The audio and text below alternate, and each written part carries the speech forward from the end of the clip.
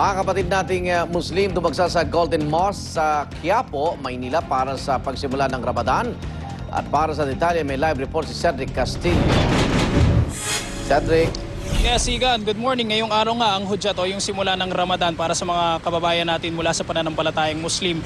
At mas kilala itong pagdiriwang na ito bilang month-long o yung isang buong buwan kung kailan ipinagbabawal sa mga nananampalataya yung anumang tinatawag na gratification o kabilang na dito yung pagkain at maging pag-inom sa buong maghapon.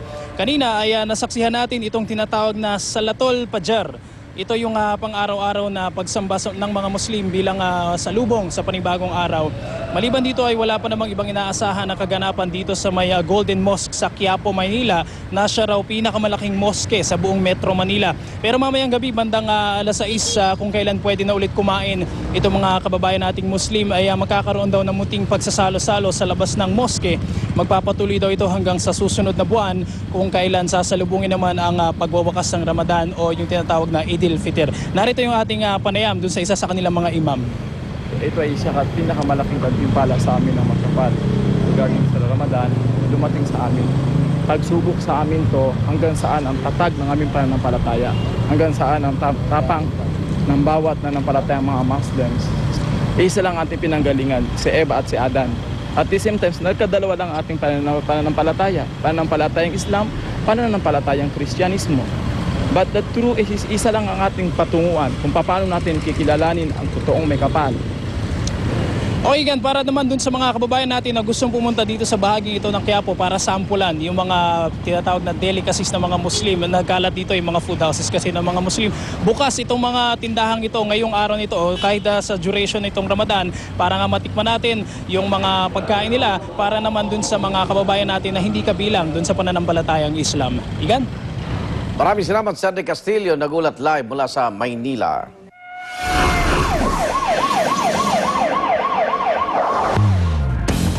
Magkano motorsiklo at bisikleta sa Pasig City? 2 ang sugatan. Sa hiwalay naman motorcycle accident sa Cainta, Rizal, 3 naman ang nasugatan. Darito ang exclusive report ni Dante Perelio.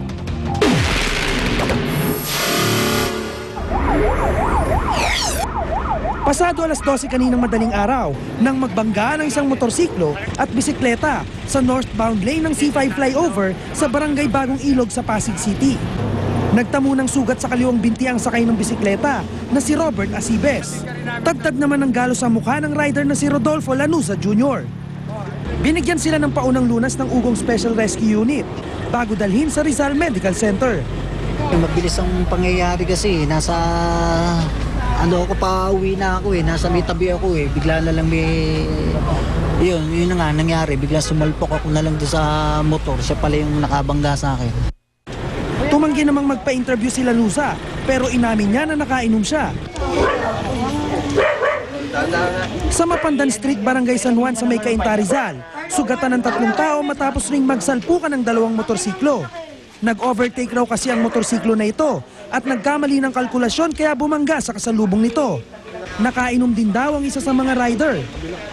Ayon pa sa mga otoridad, takaw disgrasya talaga ang mga motorsiklo, lalo na pag nakainom. Ang ating kinaukulan naman may ginagawa pong paraan para dyan. Yun nga, ang pagkakalam namin ng MMDA is may ginawa yata, may ilalabas yata na yung pang alcohol breath testing. Yun. Siguro mas makakatulong po yun para mabawasan po natin yung mga gantong klase po ng aksidente.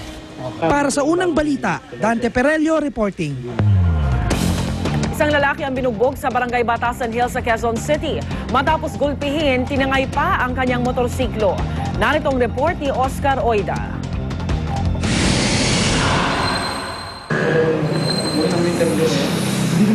Sa tindi ng pagkakabugbog sa mukha ng lalaking ito, malamang maski kaibigan at kamag-anak nito, di na siya mamukaan. Ang masaklap pa, natangay pa ang kanyang bagong-bagong motorsiklo. Sa salaysay ng lalaking tawagin na lamang nating si Dondon sa Batasan Police Station. Baka alas 12 ng hating gabi nang mapadaan siya ng IBP Road, Barangay Batasan Hills, Quezon City.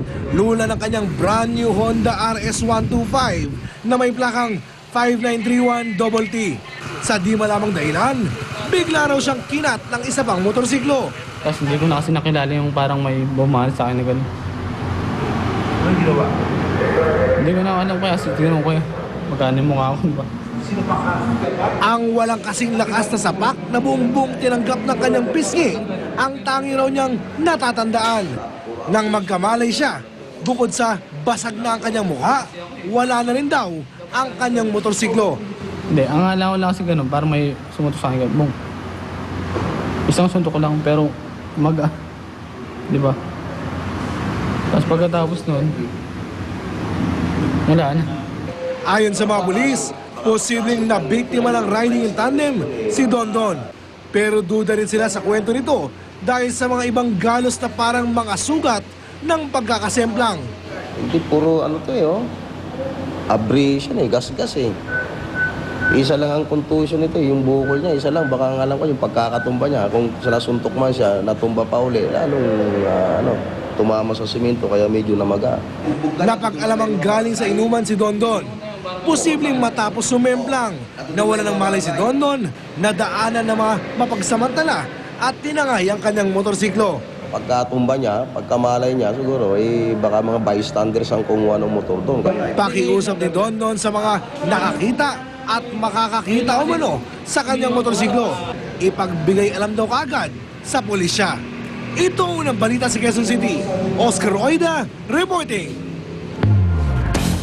Mga walang silbing government-owned and controlled corporations o GOCC nais ipabuwag ng ilang senador. Ay kay Senate President Juan Ponce Enrile, hindi nakakatulong sa kakulangan ng pondo ng gobyerno ang mga GOCC. 47 billion pesos ang inaasang kita ng mga GOCC ngayong taon, pero hindi naman ito papasok sa kaban ng bayan. Hawak lang po ng ahensya ang kita at hindi ang nire-remit sa National Treasury. At kaugnay yung balitang yan, makakausap natin si Senator Franklin Drilon, Chairman ng Senate Committee on Finance. Senator Drilon, good morning. Arnold, magandang umaga po. Good morning. Hindi ba pwedeng maamyandahan na yung kita po ng GOCC pumasok na sa National Treasury? Bakit ito ganun ang sistema, Senador? Kasi, Egan, yung mga GOCCs na yan, may mga sariling board. Oo. Board of Directors. At sa ilalim ng kanilang mga charter, ang Board of Directors ang siyang nagpapasya kung kailan i-remit sa pamahalaan yung mga hawak nilang pera ng bayan. Opo. Kaya ganun na nangyayari, hindi po nare-remit sa kaban ng bayan ang mga pera ng GOCC. Ang estimate ng Senado ay aabot po sa 47 billion piso ang hawak nitong nakabuhan ng itong mga GOCC. Halimbawa, Igan, yun pong road users tax. Ayun. Alam niyo po ba na ang hawak ng Road Users Tax Board ay umaabot ng 10 billion bawat taon? Pero yan po ay ang Road Users Tax Board ang siyang nagsasabi kung saan igagastos ang pera.